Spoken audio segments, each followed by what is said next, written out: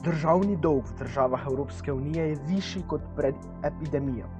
Od leta 2020 naprej se državni dolg članic Evropske unije načeloma manjša. To je verjetno povezano z visoko gospodarsko rastjo v letih 2021 in 2022, ki jo povzroča rast agregatnega povpraševanja v državah članicah kot posledica sproščanja ukrepov za zajezitev epidemije.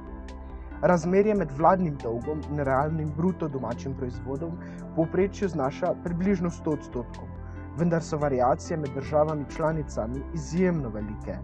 V Grčiji namreč znaša več kot 200%, medtem ko v Luksemburgu znaša 25%.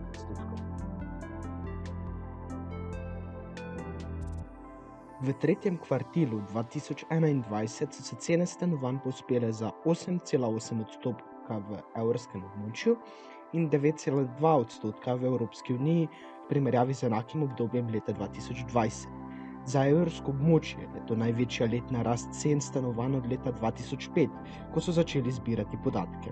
Za Evropsko unijo je to največja rast od drugega kvartila 2007. Najmanjša rast v cenah stanovanj je v tretjem kvartilu leta 2021 bila zabeležena v Španiji 4,2% in na Cipru 2,2%.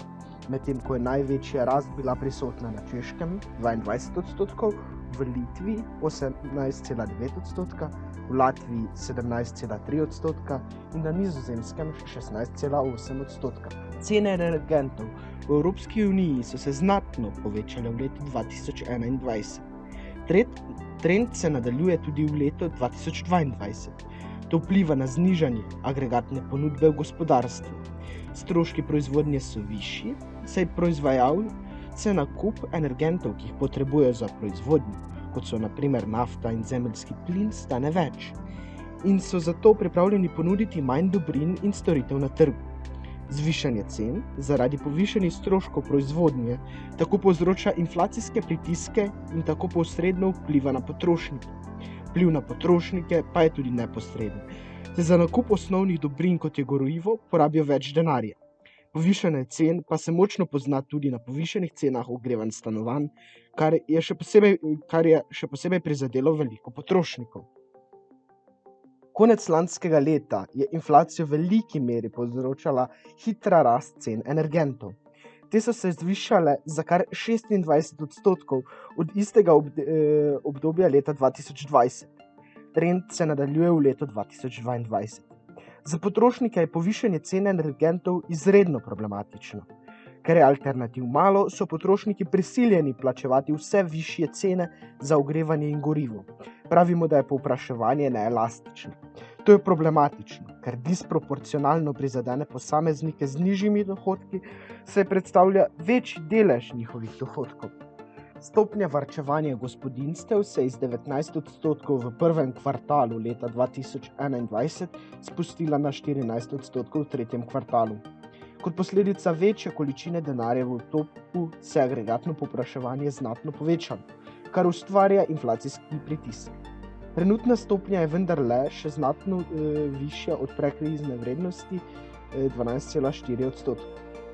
Zaradi visoke stopnje inflacije 5% v decembru 2021 lahko pričakujemo nadaljnji upad stopnje varčevanja zaradi stalnega zniževanja kupne moči denarja.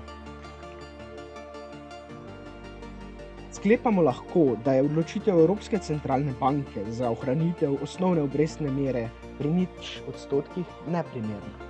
S trenutno 5% stopnjo inflacije ter strogo padajočo brezposelnostjo je moč argumentirati, da se bo inflacija obdržala na 2%, ki si jo prizadeva strategija monetarne politike centralne banke. Zaradi depreciacije evra v primerjavi s švicarskim frankom in ameriškim dolarjem prisoten dodatni inflacijski pritisk.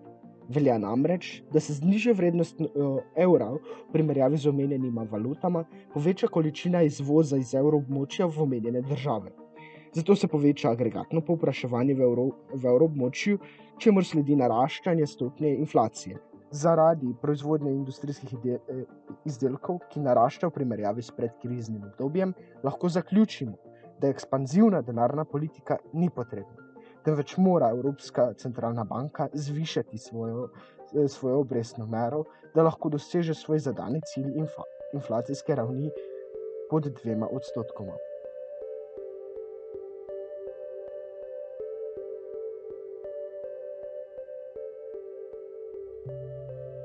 Vendarle pa moramo upoštevati, da ima tudi restriktivna denarna politika slabosti.